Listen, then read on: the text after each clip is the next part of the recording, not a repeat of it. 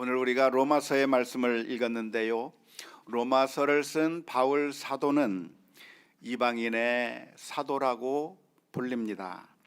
베드로는 유대인들을 향해서 복음을 전한 사도였기 때문에 베드로는 유대인들의 사도라고 불린 반면에 바울 사도는 이방인들을 위한 사도라고 불리게 되었던 것이죠. 바울이 이방인들에게 복음을 전하고 이방인들의 사도였다고 하는 그 사실은 우리들에게는 그렇게 이상할 것이 없을 겁니다. 자연스러울 것입니다. 바울이 이방인의 사도였다고 하는 것은 아주 위대한 일이라고 생각될 수도 있습니다. 하지만 구약 성경만 가지고 신앙생활을 했던 1세기 유대인들의 입장에서는 정말 이상한 일이었습니다. 구약만을 가지고 신앙생활을 했던 유대인들이 바라볼 때는 바울 사도야말로 이상하고 괴짜처럼 보였을 것입니다. 왜냐하면 구약 성경에 보면 하나님께서는 이스라엘 민족을 선택했다고 써 있기 때문에 그렇습니다. 하나님은 이스라엘 민족을 선택해 주셨고 하나님의 백성으로 이스라엘 민족을 구원해 주셨기 때문에 이스라엘 민족의 입장에서 본다고 한다면 바울 사도는 이상한 짓을 하고 있는 사람처럼 보였을 겁니다. 할례를 받지 않은 민족은 하나님의 백성에서부터 끊어질 거라고 했는데 오히려 바울 사도는 이방인들에게 가서 복음을 전했기 때문에 그렇습니다. 하나님의 선택을 받지 않은 이방인들에게 복음을 전하면서 그들이 하나님의 나라에 들어갈 수 있다고 선포했기 때문에 그렇습니다. 할례를 받지 않아도 예수 그리스도를 영접하기만 하면 누구든지 하나님의 백성이 될 수 있고 누구든지 하나님의 나라에 들어간다고 선포했기 때문에 그렇습니다. 그리고 이러한 모습을 바라보면서 유대인들은 의심하기에 충분했습니다. 바울 사도는 이스라엘 민족을 포기한 것이 아니냐, 하나님의 선택된 민족 이스라엘 민족을 버린 것이 아니냐라고 하는 그런 의심을 받기에 충분했을 거라고 생각이 듭니다. 오늘 우리가 로마서 9장 1절에서부터 5절까지의 말씀을 읽었는데요. 오늘 우리가 읽은 이 말씀은 바로 이러한 배경 속에서 이해될 수 있는 말씀입니다. 바울 사도는 오늘 이 본문의 말씀 가운데서 무슨 이야기를 하고 있냐면, 내가 거짓말을 하는 것이 아니라 나는 참말을 하고 있다, 내 진심을 담아서 말을 하고 있다고 강조하면서 하는 말이 무슨 이야기를 하고 있느냐면, 나의 간절한 소망이 하나가 있는데 내 소망이 무엇이냐면 나의 민족, 나의 동포, 우리 이스라엘 민족이 구원을 받는 것을 간절히 소망한다고 표현하고 있습니다. 지금 바울 사도는 이방인들을 향해서 복음을 전하고 다니고 있고, 그리고 이 이방인들 사이에서 하나님의 말씀을 전하고 있으니까 사람들이 생각하기를 바울 사도는 동포를 버린 것이 아니냐, 이스라엘 민족을 포기한 것이 아니겠는가 라고 하는 그런 의심이 나오는 것이 당연할 것인데요, 그런 오해를 받을 만한 상황이라고 할 수가 있겠는데, 바울 사도는 말하기를 아니다, 내가 지금 이방인들 가운데서 복음을 전하고 있지만 내 마음속 깊은 곳에 가지고 있는 소원이 하나 있다, 내 마음 가운데 가지고 있는 소망이 하나 있는데 그것은 내 형제, 내 동포, 내 골육 친척인 우리 유대인들이, 우리 이스라엘 민족이 구원받는 것을 간절하게 소망하고 있다고 말하고 있는 내용이 바로 오늘 우리가 읽은 본문의 말씀입니다. 바울 사도는 자기 민족, 이스라엘 민족 유대인들의 구원을 얼마나 간절히 바랬는가, 어디까지 이야기를 하고 있냐면, 내가 저주를 받아서 내가 그리스도에게서 끊어질지라도 우리 민족이 구원받는 것을 간절히 소망한다라고 이야기했습니다. 이 말이 무슨 이야기입니까? 이스라엘 민족의 구원을 위해서라고 한다면, 유대인들이 구원만 받을 수 있다고 한다면 내가 지옥에 가도 괜찮겠다고 이야기하는 겁니다. 내가 지옥에 가는 것이 만일 우리 민족이 구원을 받는 것이라고 한다면 기꺼이 지옥에라도 내가 들어갈 수 있겠다고 이야기하고 있는 것입니다. 물론 이 말은 과장법입니다. 과장법적인 표현인 것이죠. 내가 정말 지옥에 가도 무방하다, 나는 지옥에 가도 상관없다라고 하는 이야기를 말하려고 하는 것이 아니라, 정말 우리 민족이 구원받는 것, 우리 동포가 구원받는 것을 간절히 소망하고 있다고 하는 것을 극단적으로 강조하기 위해서, 내가 지옥에 가는 것이 만일 우리 민족이 구원을 얻는 것이라고 한다면 내가 그것을 마다하지 않겠다라고까지 표현하고 있는 것입니다. 어쩌면 이러한 바울의 표현은 우리 부모님들이 하는 표현과 비슷할 것 같아요. 우리 부모님들의 마음과 비슷할 것 같아요. 우리 부모님들의 마음이 어떤 마음입니까? 우리 자녀들이 아파서 몸져 누우면 그 옆에서 병 간호를 하는 부모의 입에서 자연스럽게 나오는 말이 하나 있어요. 그게 뭐냐면 차라리 내가 아팠으면 좋겠다는 거예요. 차라리 우리 아이 대신에 내가 아팠으면 좋겠고, 내가 고생했으면 좋겠는데, 그리고 우리 아이들은 좀 건강하게 빨리 나았으면 좋겠다고 하는 그런 마음을 가지고 있는 것이 부모의 마음인 것처럼, 바울 사도는 마치 이 이스라엘 민족, 자기 동포 유대 민족을 향한 그 간절한 마음을 표현하고 있는 것이죠. 내가 지옥에 가는 한이 있더라도 우리 민족이 구원을 받았으면 좋겠다고 하는 그 진정성 있는 그 고백이 오늘 본문의 말씀 가운데 기록되어 있습니다. 이렇게 이스라엘 민족이 구원을 받는 것에 대한 정말 간절한 애정을 표현하고 있는 이유가 무엇이냐면, 지금 이 바울 사도는 이방인들 사이에서 복음을 전하고 있고, 바로 그러한 모습을 본 유대인들이 오해를 하고 있기 때문에 그런 것입니다. 그런 오해와는 달리 나는 정말 우리 민족을 사랑하고 있고 우리 동포가 구원받는 것을 간절히 사모하고 있다고 말하고 있는 것입니다. 그러면서 이스라엘 민족을 이야기하면서 이스라엘 민족이 구원받아야 한다고 하는 것을 말하면서 이스라엘 민족이 누구냐, 이스라엘 민족이 어떤 민족이냐 하는 것을 4절 5절 말씀 가운데서 설명해 주고 있습니다. 로마서 9장 4절 5절 말씀입니다. 그들은 이스라엘 사람이라 그들에게는 양자됨과 영광과 언약들과 율법을 세우신 것과 예배와 약속들이 있고, 조상들도 그들의 것이요 육신으로 하면 그리스도가 그들에게서 나셨으니 그는 만물 위에 계셔서 세세의 찬양을 받으실 하나님이시니라. 아멘이라고 표현하고 있습니다. 4절 5절 말씀을 봤는데요, 이 4절 5절 말씀은 이스라엘 민족이 어떤 민족인가, 하나님께서 이스라엘 민족을 어떻게 세우셨는가, 이스라엘 민족에게는 어떤 특권이 있는가에 대해서 설명해 주고 있는 것입니다. 이스라엘 민족의 특권을 한번 정리해 보았습니다. 이스라엘 민족의 특권이 무엇입니까? 하나님의 자녀로 입양이 된 민족이라는 겁니다. 이 세상에 수많은 민족이 있지만 그 가운데서 이스라엘이 하나님의 자녀로 입양되었다.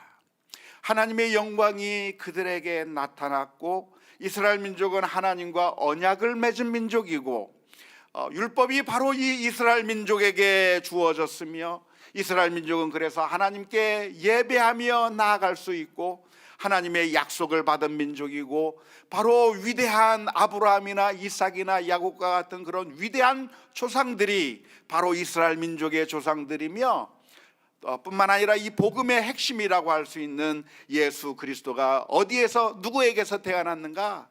바로 이스라엘 민족 가운데서 태어난 민족이 바로 이스라엘 민족이니까 이스라엘 민족은 그냥 허접한 민족이 아니라 하나님의 선택받은 민족이요, 하나님께서 사랑하신 민족이요, 하나님의 놀라운 특권을 가진 민족이라고 하는 사실을 오늘 4절 5절 말씀 가운데서 설명해 주고 있습니다.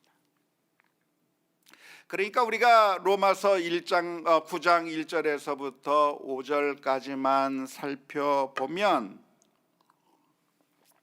바울은 자기 민족을 정말 사랑하고 있는 민족주의자이고 그리고 자기 민족이 간절히 구원을 받기를 원한다고 하는 그 사실을 표현하고 있는 겁니다. 이 말씀을 통해서 우리는 어떤 결론을 내릴 수 있을까요? 우리는 어떤 적용을 할 수가 있을까요? 세 가지로 적용이 가능하지 않을까 싶습니다.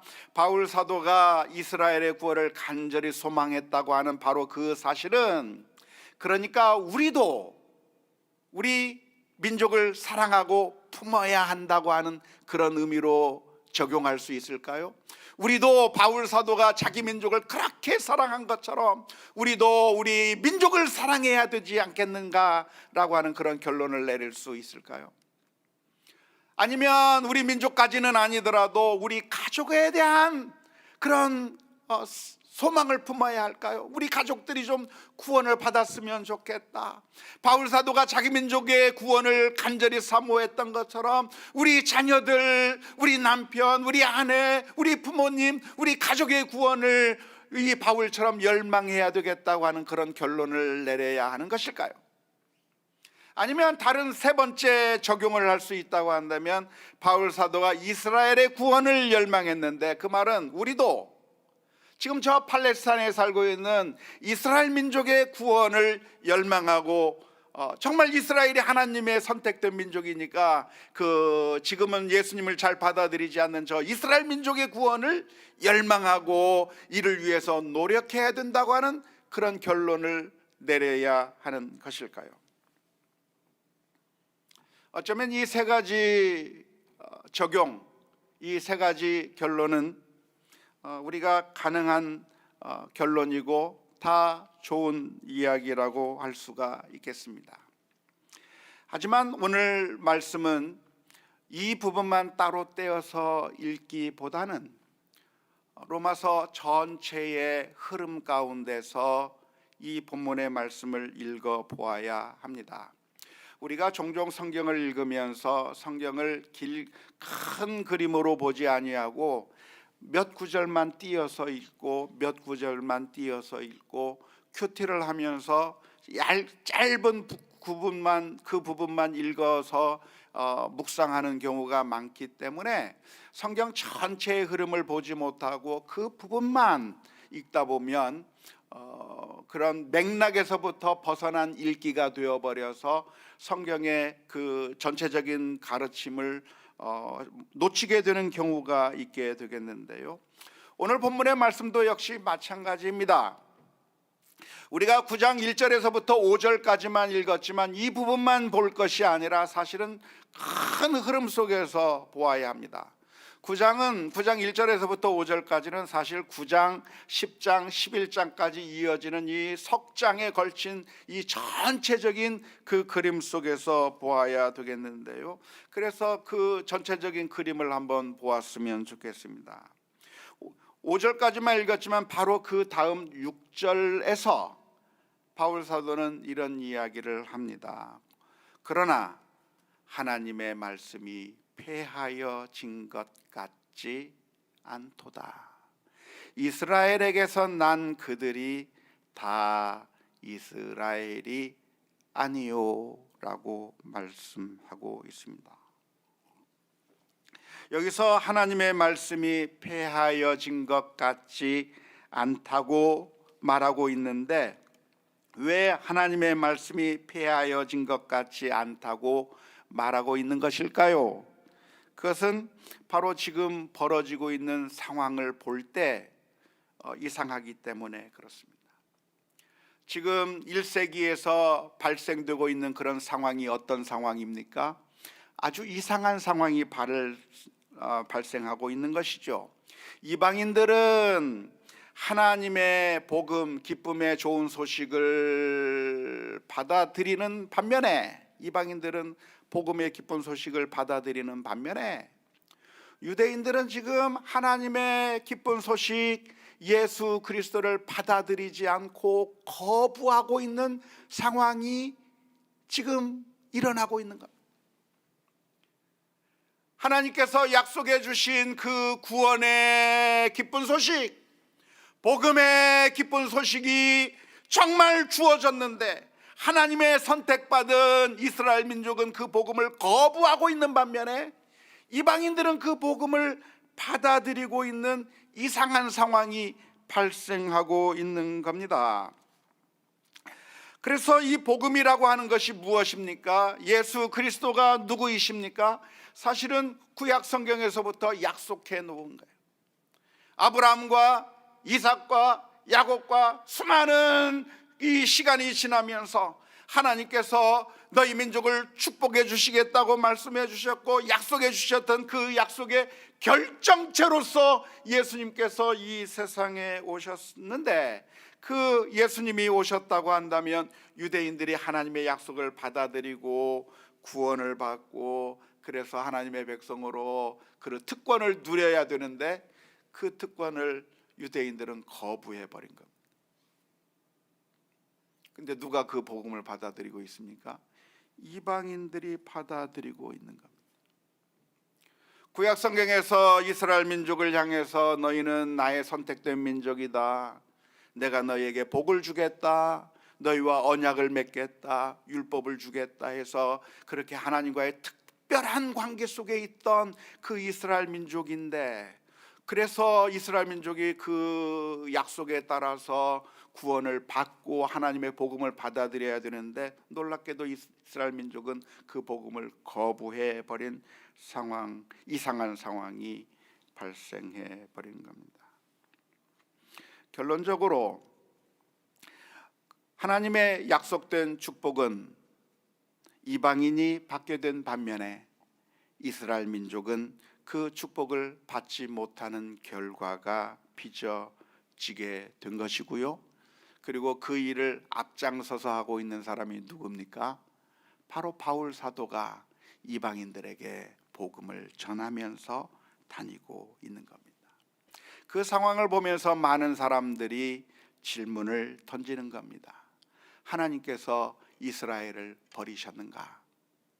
구약 성경에 하나님께서 이스라엘 민족을 선택했다고 했는데 하나님께서 이스라엘을 이제는 버리신 것인가? 하나님께서 이스라엘 민족을 해주셨던 그 약속은 이제 파기된 것인가? 하나님께서 이스라엘 민족을 향해서 주셨던 그 약속이 흐지부지 되어버린 것이 아닌가? 라고 하는 그 질문을 던지고 있을 때 해주었던 대답이 무엇이냐면 바로 6절의 말씀이 바로 그 바울 사도의 대답입니다. 그런데 그 6절의 말씀이 어떤 대답이냐면, 아니다, 하나님의 약속이 폐하여진 것 같지 않다라고 말하면서 그 다음 문장이 무슨 말이냐면, 결국은 이스라엘 민족이 다 구원을 받을 거야. 결국은 이스라엘 민족이 그 특권을 누리게 될 거야. 결국은 이스라엘 민족이 하나님의 민족이라고 하는 게 증명이 될 거야 라고 대답을 하는 것이 아니라, 바울 사도는 이상한 이야기를 하는 겁니다. 무슨 이야기를 하는 겁니까? 이스라엘 사람들이 다 이스라엘 사람이 아니다 라고 이야기하고 있는 것이죠.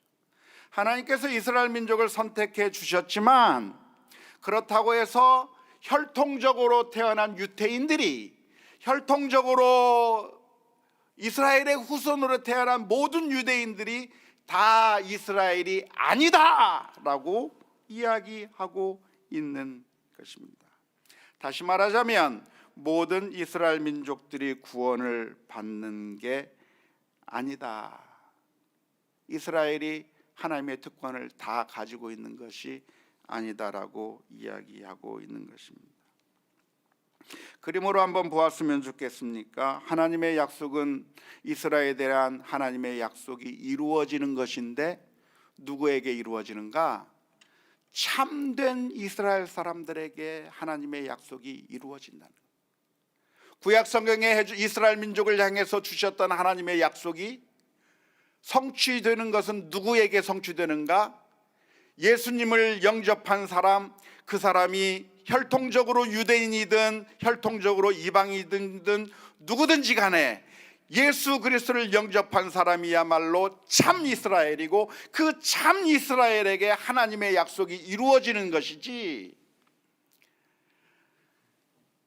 혈통적으로 유대인으로 태어났다고 할지라도 예수님을 거부해 버렸다고 한다면 그 사람은 하나님의 백성이 아닌 것이고 참 이스라엘이 아니고 그 사람은 하나님의 구원에서부터 벗어나는 것이다 라고 이야기하고 있는 겁니다. 이스라엘 민족 혈통을 가지고 태어났다고 해서 나는 혈통적으로 유대인이니까 나는 하나님의 백성이라고 말할 수 없다는 겁니다. 이스라엘이 누가 이스라엘인가? 누가 진짜 이스라엘인가? 예수님을 영접한 사람이 진짜 이스라엘인 것이지, 예수님을 영접하지 않으면 그 사람은 이스라엘이 아니라고 이야기하고 있는 것입니다. 우리가 이스라엘의 개념을 잘 이해해야 합니다. 성경에 보면 이스라엘이라고 하는 말이 나오는데 구약 성경에서는 물론 혈통적 이스라엘, 유대인들을 의미하는 것이 될 겁니다. 하지만 신약에 오면서 이스라엘이라고 하는 말이 이중적으로 사용됩니다. 이중적으로 사용되는데 어떤 때는 혈통으로 된 유대인들을 가리키는 말이 이스라엘을 말하지만, 그러나 신약 성경의 대부분의 경우에는 참 이스라엘이 누군가를 구분해서 이야기하는 거죠. 이스라엘 하면 둘로 나눌 수가 있겠는데 육신적 이스라엘은 무엇인가? 아브라함의 자손으로 혈통에 따른 유대인을 가리키는 그 말이 바로 육신적 이스라엘인 거예요. 하지만 신약 성경에서 참 이스라엘, 진짜 이스라엘을 이야기하고 있는데 그 참 이스라엘은 누군가? 예수 그리스도를 영접하여 하나님의 자녀가 된 사람들을 가리켜서 참 이스라엘이라고 이야기하고 있는 겁니다. 지금 저 중동 지방에, 예루살렘에, 팔레스타인 지방에 살고 있는 유대인들은 신약 성경에 말하고 있는 이스라엘 민족이라고 할 수가 있을까요? 없을까요? 그렇게 말할 수가 없는 것입니다. 종종 우리 기독교 진영 안에 근본주의적인 성향을 가지고 있는 그런 기독교인들이 있는데요, 그런 근본주의적인 성향을 가진 기독교인들 중에는 성경을 너무 단편적으로 읽고 그리고 성경을 종합적으로 이해하지 못해서 이스라엘 그러면 육체적 이스라엘, 혈통적 이스라엘이라고만 이해하는 경우가 많이 있습니다.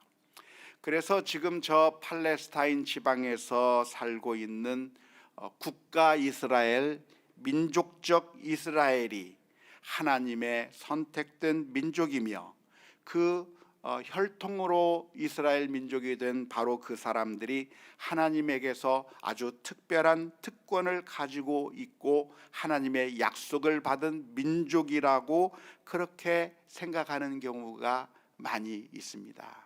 하지만 그것은 성경적인 관점이 아닙니다.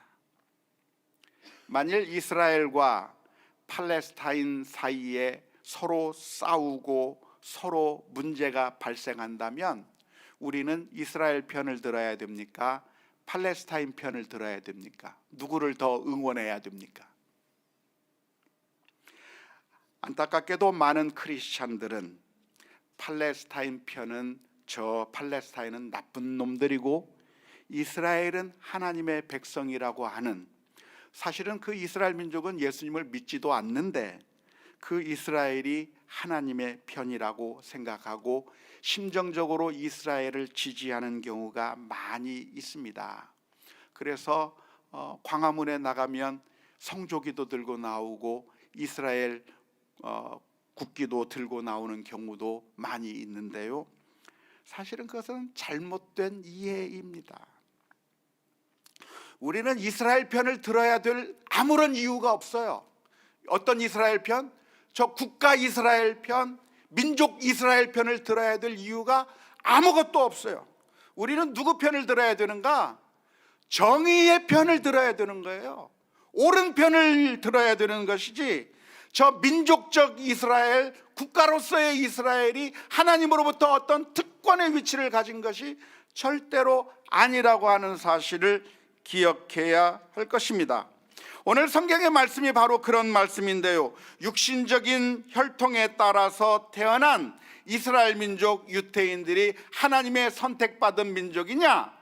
아니라는 거예요. 6절 말씀에 이스라엘에서 난 그들이 다 이스라엘이 아니다 라고 이야기하고 있는 겁니다. 저 팔레스타인 땅에서 살고 있는 팔레스타인 사람들 가운데 예수 그리스도를 영접한 사람이 있다고 한다면 그 사람이 바로 참된 이스라엘 사람인 것이고, 이스라엘 사람들 중에서도 예수님을 영접한 사람이 있다고 한다면 그 사람이 참된 이스라엘인 것이지, 민족적 이스라엘, 국가 이스라엘이 참된 이스라엘은 아니라고 하는 점을 우리가 분명하게 기억해야 할 것입니다. 예수님께서 이 세상에 오신 것은 이스라엘 왕이 나셨네, 예수님께서 이스라엘의 왕으로 나셨다고 하는 이야기는 저 민족의 왕으로, 저 혈통적 이스라엘의 왕으로 태어났다고 하는 이야기가 아닙니다. 팔레스타인 사람이라고 할지라도 예수님을 영접했다고 한다면 예수님이 바로 그 사람들의 왕으로 오셨다고 하는 것을 의미하는 것이고, 누구든지 예수님을 영접하는 자, 그가 참된 이스라엘이고 그가 참된 하나님의 백성이라고 하는 사실을 우리가 분명하게 기억해야 할 것입니다. 이러한 사실을 이야기하기 위해서 바울 사도는 아주 놀라운 이야기를 하나 하고 있습니다. 그것은 바로 오늘 읽진 않았지만 로마서 9장 7절에서부터 9절까지 무슨 이야기를 하고 있냐면, 아브라함의 두 아들 이삭과 이스마엘의 이야기를 하고 있는 겁니다. 아브라함에게 두 아들이 있었습니다. 하나는 이스마엘이고 하나는 이삭이라고 하는 아들이었습니다. 이스마엘이 누구죠? 이스마엘? 우리가 지난 시간에 우리가 창세기를 살펴보면서 생각해봤던 바로 그 사람이 이스마엘입니다. 아브라함에게 아들이 없을 때 하갈은 자기의 몸종인 사라는 자신의 몸종이었던 이 하갈을 아브라함에게 주어서 아들을 낳게 만들었는데 바로 그 아들이 이스마엘입니다.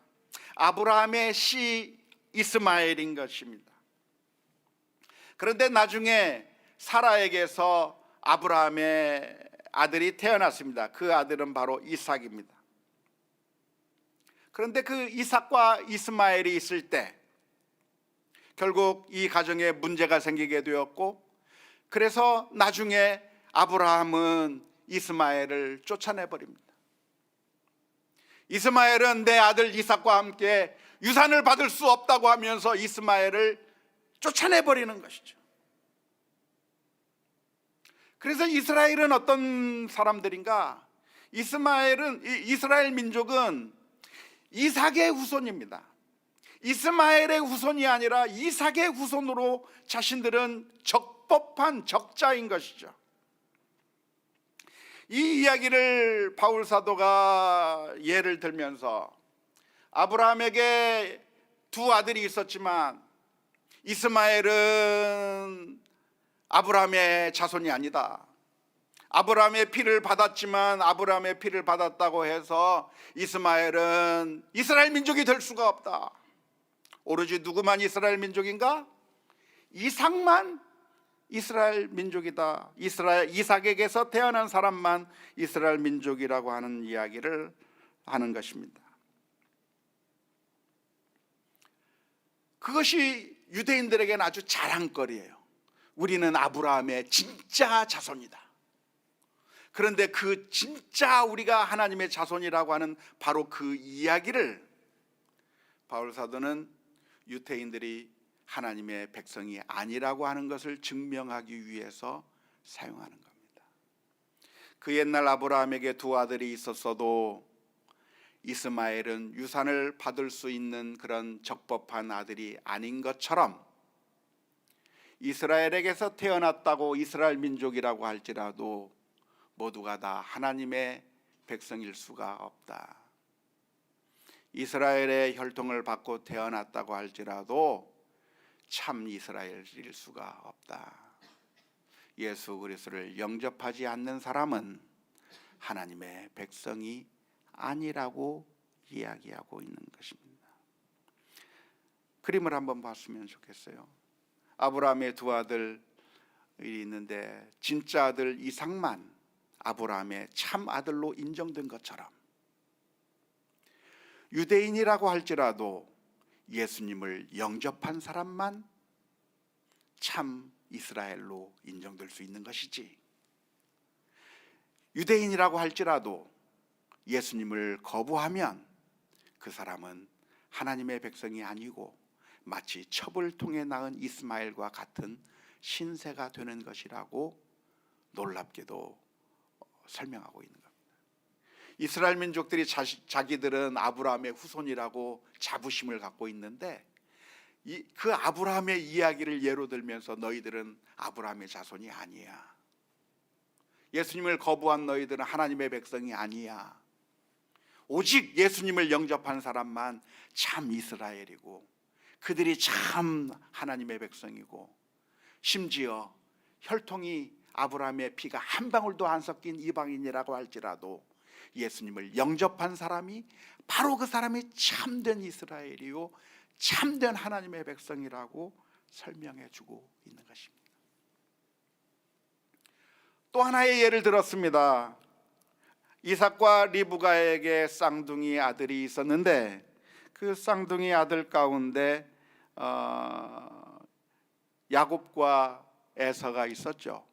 그런데 하나님께서는 에서는 미워하셨고 야곱만을 선택하신 겁니다.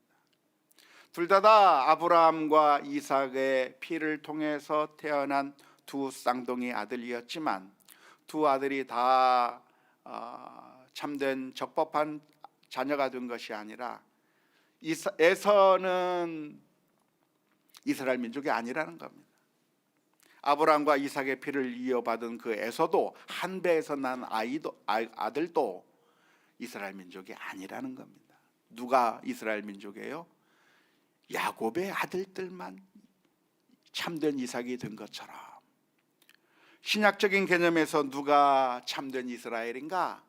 혈통적 이스라엘이 아니라 예수님을 받아들인 자가 이스라엘이라 이야기하고 있는 것입니다. 이건 아주 충격적인 이야기입니다.